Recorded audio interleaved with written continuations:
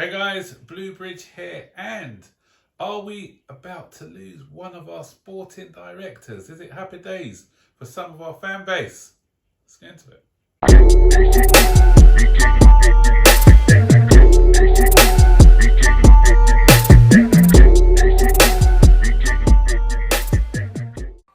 So there's news coming out today. It's coming from CFC Central, so I'm not sure how reliable it is, because I know he knows a lot about football, but I'm not sure where he's getting his information.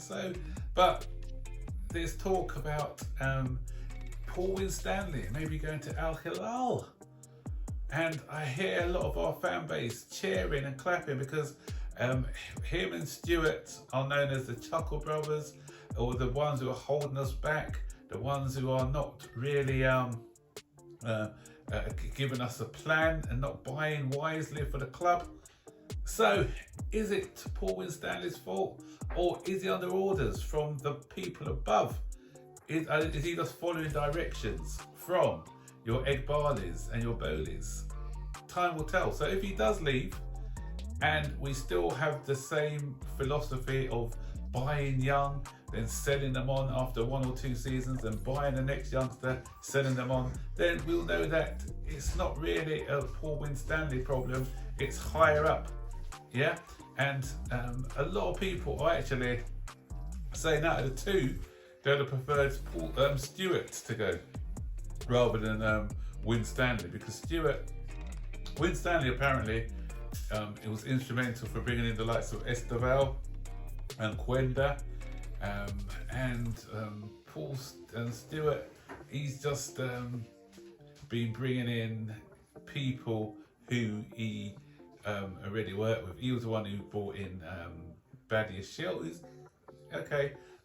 The time will tell whether he's going to be good for us, but he also brought in Disassi and some other people as well at the club, which haven't been great hits. So I'd like to see both of them leave rather than one, not because it's but we'll, as I said, if the next person who comes in, or whether they stick to just one, Paul to Stuart, I don't know, or whether they're bringing somebody to replace Winstanley, we'll have to wait and see. And that's if this is true. So let's see. So, but that's the big news coming out today, which has got the fan base really excited, because as I said, a lot of them believe that the sporting directors are the biggest issue at the club. And in other news, I was looking at something today.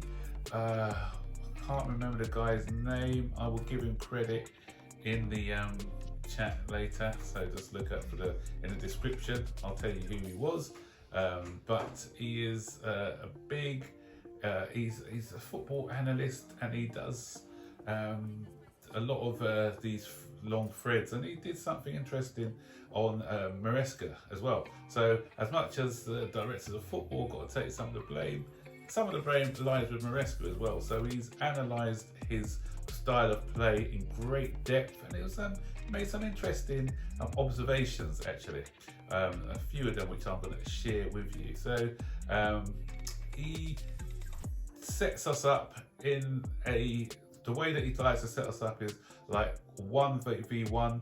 Everyone knows their zones, because obviously he's a positional play manager. So a lot of our fan base since the Sarri days, this is the type of manager they want, these positional play managers, this tacticos, in the same vein as the likes of Pep Guardiola.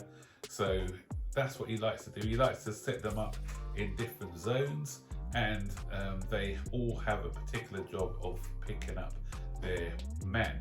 But the difference is between him and other managers, this person was saying, is inflexibility. He's got one way of playing, and if that breaks down, he's got no plan B. And that's why we have seen a lot of difficulties in Chelsea at the moment, and why there's a lot of individual errors as well. And he highlighted a couple of situations against Benfica the other day, where people, rather than they just want to stick to the plan, and there's no improvisation in the play. So for instance, rather than going over to another person's man, if they see that this person's out of position, they'll stay in their zone, stay looking at their man, and allow the other opposing player just to run through unmarked and unchallenged, because they're following instructions. This is a young team who need guidance. That's what I was calling for, a bit more experienced manager, because he's already said he's a manager learning on the job, and he's got players who are learning on the job, and they just want to follow his instructions to a T.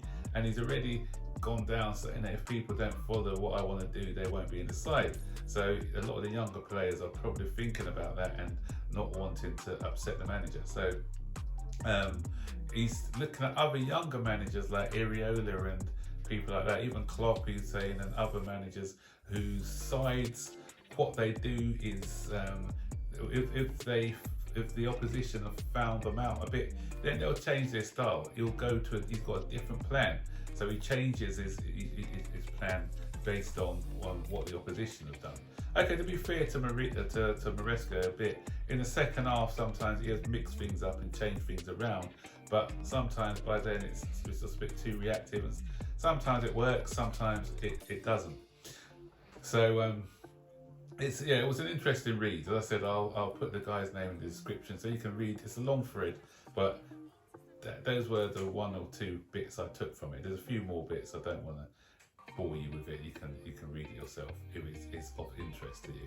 And the final thing I want to talk about is that just today I think we had the video recording of what happened against Brentford. Remember that controversial offside goal?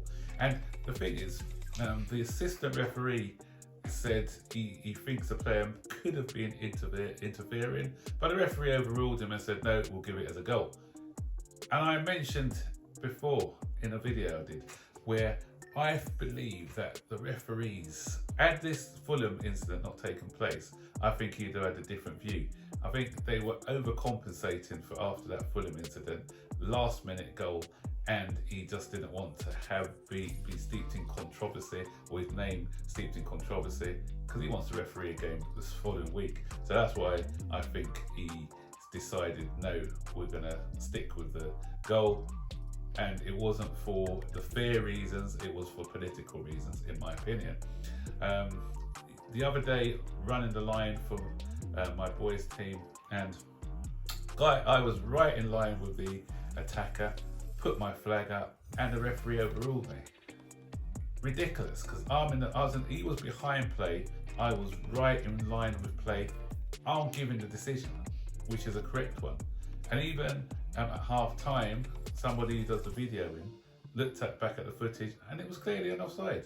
So how a referee can say, oh no, I'm going to stick with it and call it as a goal, is beyond me, because that's why you've got an assistant. What's the point in having an assistant to help you out who's in a better position?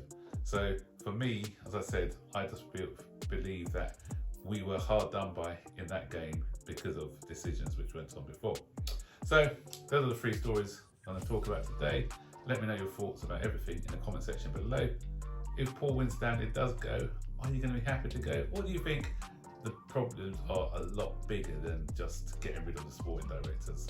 Again, stick your comments in the section below, and I'll see you guys on the next one. Like, subscribe, turn on all post notifications to be notified when I make a new video. So take care, bye.